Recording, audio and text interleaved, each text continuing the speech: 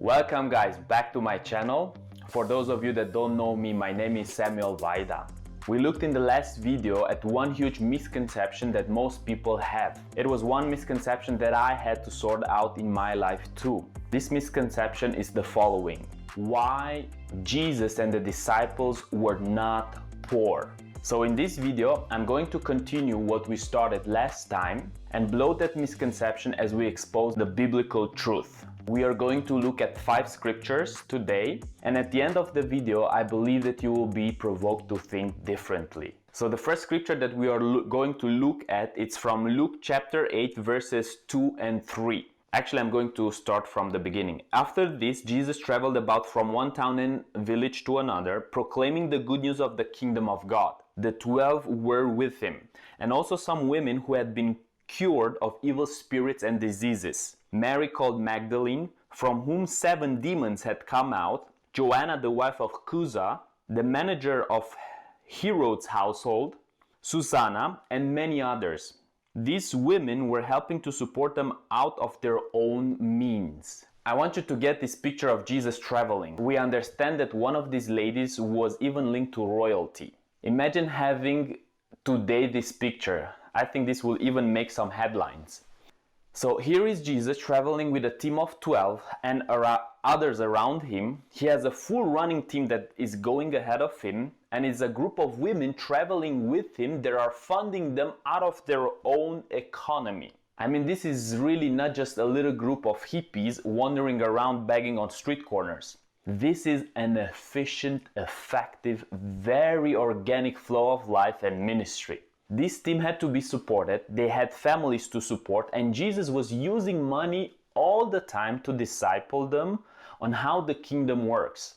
I must say, I love the economics of Bible. Now the second scripture that I want to look at it's found also in Luke chapter 9 verses 57 and 58. The story depicts that Jesus has set to go to Jerusalem. The full running team had gone out, and then we read this story of Jesus traveling on from the town and people coming to him, and one man particularly came and said to him, "Can I spend some time with you?" And Jesus' response was, "Foxes have holes, birds of the air have nests, but the Son of Man has nowhere to rest his head." Now, I've heard people talking about this and saying that this should be the foundation for apostolic life or for traveling life in any kind of way. But I want to put it back in the context that I've already said it to you. So Jesus was heading down to this town called Samaria. He sent a forerunning team there, and when he arrives there, the team informs Jesus. You will read this through the scripture. This town is not ready for you. They don't even really want you. We cannot get the accommodation set up here, and there are really rumors spread around here. So we're going to have to move on. So instead of Jesus setting up lodging and doing whatever is going to do there, that night he moves on. A man comes to him and says to him, "I want to talk to you." And Jesus responds in those circumstances, this is not the foundation for how ministry was getting to be established, he says, "Foxes have holes, birds of the air have nests, but in this town, here is not even room for me to rest. So I have to move on." So the discussion went on, and he said, "Well, if you need time with me, you're going to have to walk with me, because my face is now set to go to a very important part of my destiny, into Jerusalem." You see, Jesus had one well-oiled machine team with him. Sure, there were a lot of things involved, but how can you judge the kingdom of heaven in dollars and cents? So I think we are really establishing that Jesus in his life and the disciples, they really didn't live a poor life. I'm not saying they had lived in abundant riches. I'm not saying they had this incredible surplus of money that they didn't know what to do with it, whatever. But God had called them into a mission, and they were funded and provided for the task. Now, what about Mary and Joseph? It's just good to remind ourselves that when Joseph and Mary headed for the Bethlehem, they went for a census, and some say taxes were involved in that. Obviously, they had some things they had to pay, and they needed money to do it. But also, it's just good to remind ourselves that when Joseph and Mary arrived in Bethlehem, they were not looking for a stable. They were looking for the inn, right? Now, I know the inn was slightly different than our hotels and models today, but they were looking for the inn. They weren't there with a poverty mentality saying, oh, we are so desperate that someone got a stable in their backyard. We can just get into it for the night. They were looking for the inn.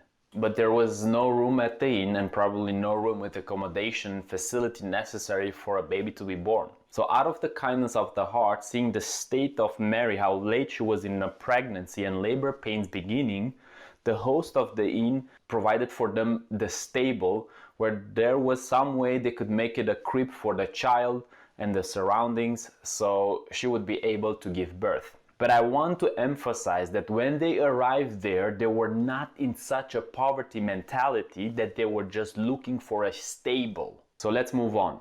The third scripture that I want to look at it's found in Matthew 2:11, is when the kings came to see Jesus. But I think this is also important to realize that most of the nativity scenes get this quite wrong, and this annoys me because at Christmas they have this king standing there with Jesus the baby and everything else, but really they didn't turn out to approximately 2 years after. So look what it says in Matthew 2:11. On coming to the house, not the stable, they saw the child, not the baby, with his mother Mary, and they bowed down and worshipped him.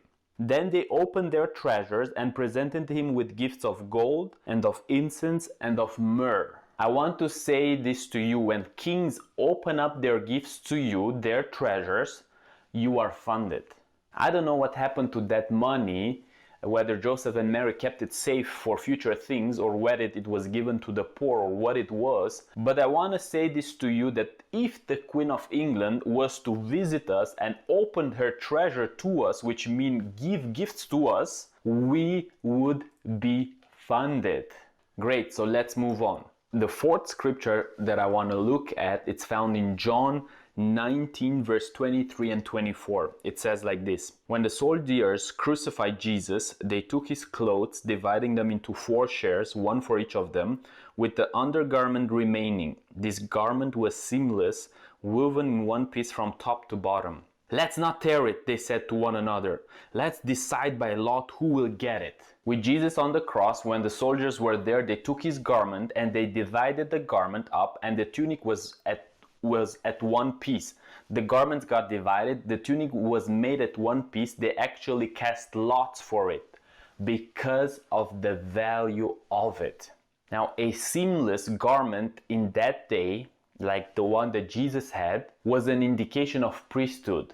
Kings and priests and wealthy merchants only wore this kind of garment. Now, the fifth scripture that I want to look at is when Jesus said to his disciples in Matthew 19, 23 and 24. He said the following: Jesus said to his disciples, I tell you the truth, it is hard for a rich man to enter the kingdom of heaven. Again, I tell you, it is easier for a camel to go through the eye of a needle than for a rich man to enter the kingdom of God.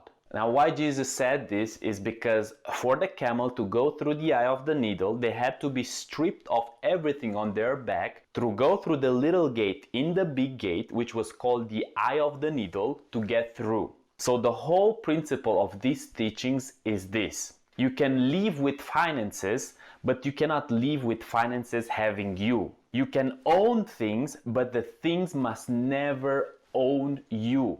I must say here that I have a very, very good story about a case in which things must never own you. It's about some time ago, a couple of years ago, when I decided that I want to go back to my home country, Romania. So I said, I don't want to go by plane, I don't want to go by coach, I'm going to rent a car. Gather myself the information in order to look which is the best option for me. In the end, some of the rent a car companies, they were not even renting cars from Switzerland to go to Eastern Europe. So this was a huge problem. I said to one of my best friends if there was a possibility to rent one of his cars. He said he will talk things through with his wife. I want you to imagine this, because it's not just, renting a car and thinking, okay, everything is easy and fun. No, it's renting about 2,400 kilometers from here to Romania back and forth. But in the end, my friend comes back to me and he says, okay, we decided we will rent you the car, and for a total amount of money that was 5 times cheaper than if I would go with the rent-a-car company. I did this. When I arrived in Romania, I got to spend time with family and friends. My brother said this, and this I will never forget. So really, he rented you his own car to go all the way from Switzerland to Romania and from Romania back again to Switzerland? And I said yes. And then he says this to me: no Romanian guy would have given you his car to travel such a long trip back and forth, and for 5 times cheaper the price that would be normally. In that moment, I realized that for so many people, not only for Romanians, that things own them. They are so in love with things that they cannot really understand who is the real owner in the whole story. But I'm going to talk about this when I speak about the mammon factor and how things or finances and money can own you without even realizing. And you might be thinking, yeah, but it's okay, everyone else is doing. Now, the overall principle was this: the blessing of God financially was resting on them, on Jesus and the disciples. In Ecclesiastes 10:19, you read the following: money answers all things. In the 60s, people thought it was love that made the world go round. Now we realize it's money that makes the world go round. But I want to say this to you: only the kingdom of heaven is going to have an economy to circulate and move money in a godly way that can result in multiplication and all the families of the earth being blessed. I'm not trying to say in this YouTube series that you are just going to live rich with riches and have all this incredible lifestyle, you know. That's not what I'm talking about. What I'm talking about is being equipped economically to play your part, to live in the prosperity of God in your own life, for your family, and see nations of the world being changed. So guys, if you now think differently about Jesus and the disciples and realize they were not poor, and you realize that they were funded and they were provided and that God was their source, please like this video, share it, subscribe to my YouTube channel. Don't forget to click the bell to get all the notifications, and I'll see you in the next video. Have a beautiful, beautiful day.